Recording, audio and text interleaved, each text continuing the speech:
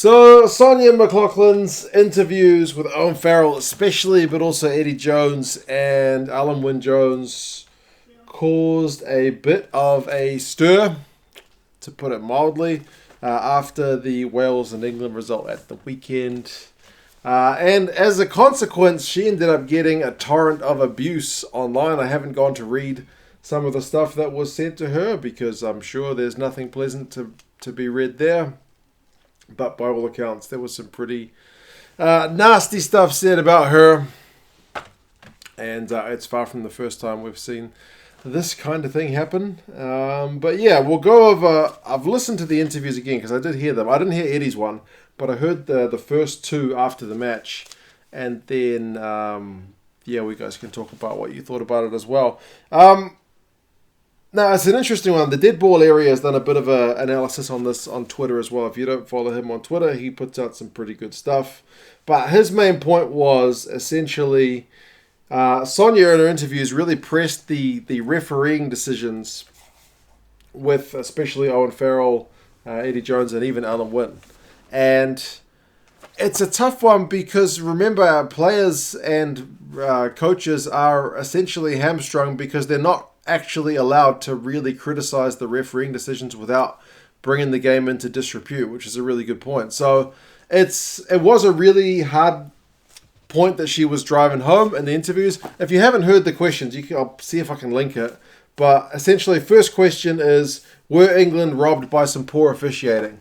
And what the hell is Owen Farrell supposed to say to that? Yes, and he's going to get fined. No, and then everyone's going to say, sure didn't look like it. So I don't know. That question kind of puts him in a corner. I'm not really sure what he's supposed to say to that one. I know the refereeing is certainly a big point after that game, so you want to ask something about it. But I think that particular question doesn't really get us anywhere because he can't answer it at all. Really, I think he says it's not for us to talk about, and he goes on a little bit, but kind of deflects the question as he should in that situation.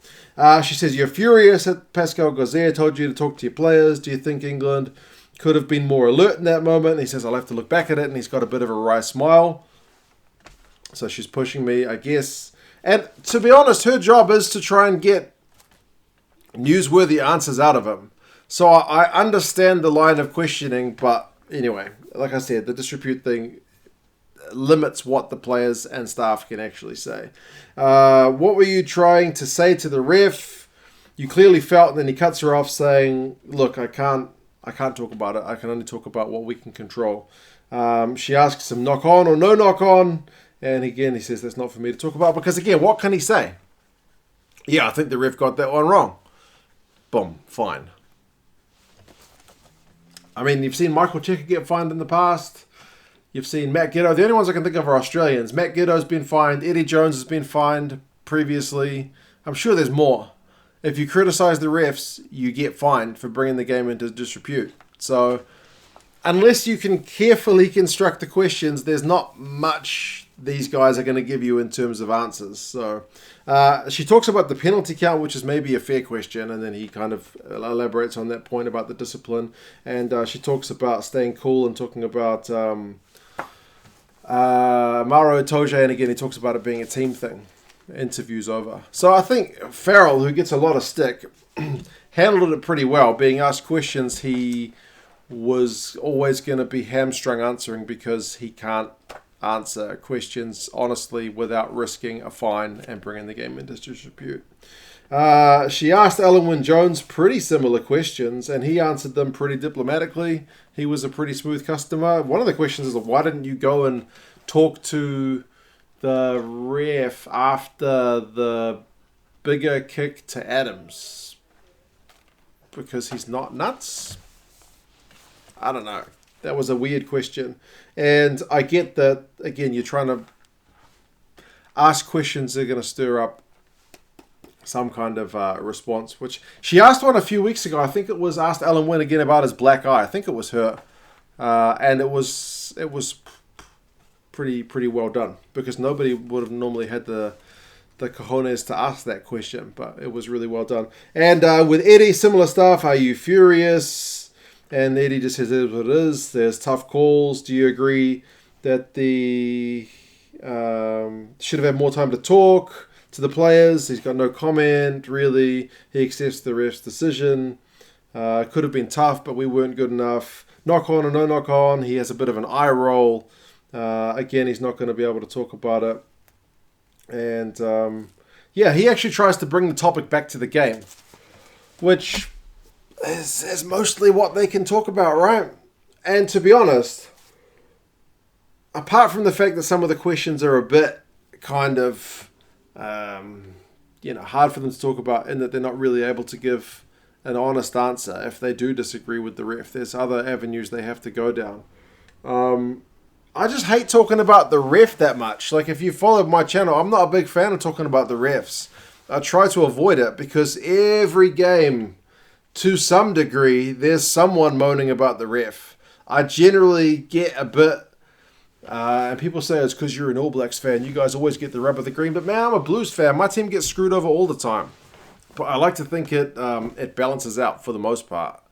I don't think refs are really out there to get anybody. They make mistakes because they're humans. It's a pretty rubbish job. With the best result you can have is nobody's talking about you. If you do a really good job, nobody really cares.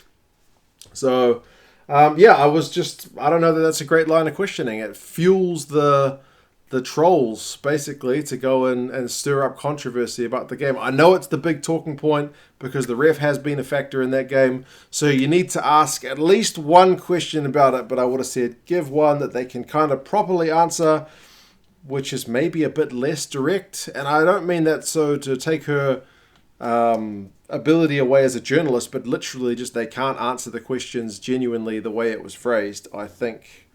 But I do get where the angle was from. But talk about the game.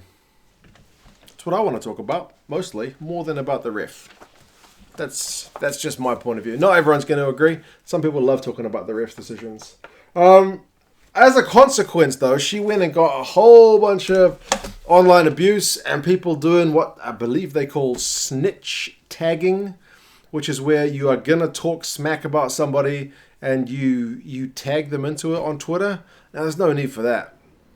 That's just ridiculous. Why would you do that? If you're going to talk smack about someone, just do it with your friends. Why would you want them to see that? I don't understand that. That doesn't make sense. Now, I do kind of accept, because she's not... There is an angle to this that they're saying she got more of it because she's a woman, which is probably true. In sports which are dominated by men, I think women have to be at a higher standard, otherwise they cop a more stick. That just seems to be a thing. But, I mean, Billy Burns copped a heap of stick. This is a couple of weeks ago for missing that kick for touch. He was abused. He was snitch tagged all day long. And now Alice Genger's getting it for not clapping. For not clapping as the Wales guys went past him. People are sending him all kinds of rubbish. So I don't think it's unique. It's just a sign of the times. And essentially, if you are going to have a social media account and you're in a prominent position, you open that door. Not that it's right that anybody does that kind of stuff. But that's like, people give me stick all the time on this channel. And you know what I do? If they're like literally, their first comment to me is, hey, F-face, you this, you that, I just block them. It sucks. I don't like hearing that. Nobody wants to hear that, but block them. It's the best you can do. If you try to get into war of words with them, it's not going to do any good. You just dig in that hole. So, just block them. But yeah, overall, I get that she's a journalist. She's trying to ask questions which will get a reaction because that's the job of the journalist. I wish they weren't just all focused on the ref because it was like ref, ref, ref, ref. That was the game. The refs were the talking points, but it was more than just the refs as the talking points, right? So, yeah, that's just mine. Everyone will have different views on it. But that was what it was. And the online abuse stuff is just nonsense, man. Just leave people alone. Just be nice. If you wouldn't want to say that, if you wouldn't want someone to say that to your mum or to your sister or to your brother, you probably shouldn't be saying it to somebody. Just leave them alone. If you don't like it, I would say. Or talk about it with your mates. You don't have to tag them in it. Nobody wants to see that. Live and let live, right? If you wouldn't like somebody to say it to you, don't say it to them. Anyway, here's what it is. You guys take care of yourselves. What do you reckon? Do you reckon the interviews were outrageous? Because some people think they were outrageous. I don't think they were very good interviews, personally. But I don't think they deserve that. What do you guys reckon? Talk to you guys again soon. See you later.